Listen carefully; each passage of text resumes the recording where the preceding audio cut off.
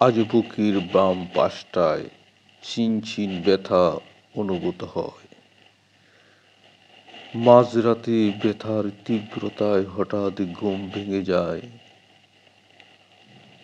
আবার ব্যথার দহন যখন হৃৎপিণ্ডে প্রচণ্ড উষ্ণতা চড়ায়, যখন স্মৃতির টর্নেডো এসে বুকের চাকটা লণ্ডভণ্ড করে দেয়, বিধ্বস্ত করে দিই সকল সাজানো ভাবনা।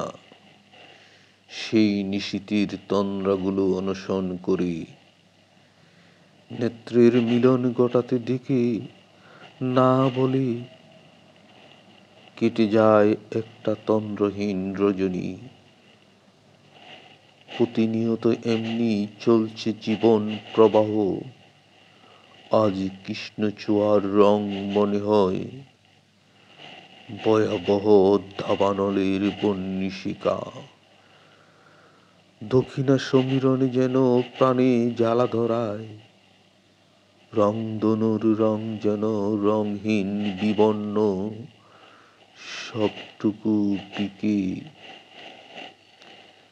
গোধূলি লগনের প্রভা যেন আজ তমসা, পূর্ণিমার শশাঙ্কের দ্যুতি যেন অগ্নিস্ফুলিঙ্গ। সব কিছুতেই বিষাদের সুর। আমার পৃথিবীটা যেন আবর্তিত তোমার বিরহের প্রাচীর দ্বারায়। সুখ প্রবেশের এতটুকু সুযোগ নেই। বিরহী স্মৃতিরা পাহারায় প্রতিটি মুহূর্ত।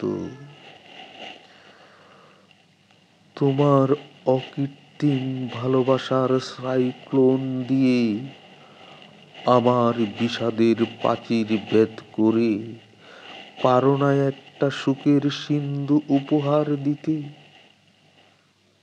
যেখানে বিষাদকে ধুয়ে মুছে বিসর্জন দিয়ে তুমি আমি অবগাহন করব তোমার সেই শোকের স্রোতস্বিনী খরছোটা জোয়ারে। কবিতা অদৃশ্য কষ্ট, কবি জাহাঙ্গীর আলম বিপ্লব। কাব্যগ্রন্থ ফেরারি পাখি।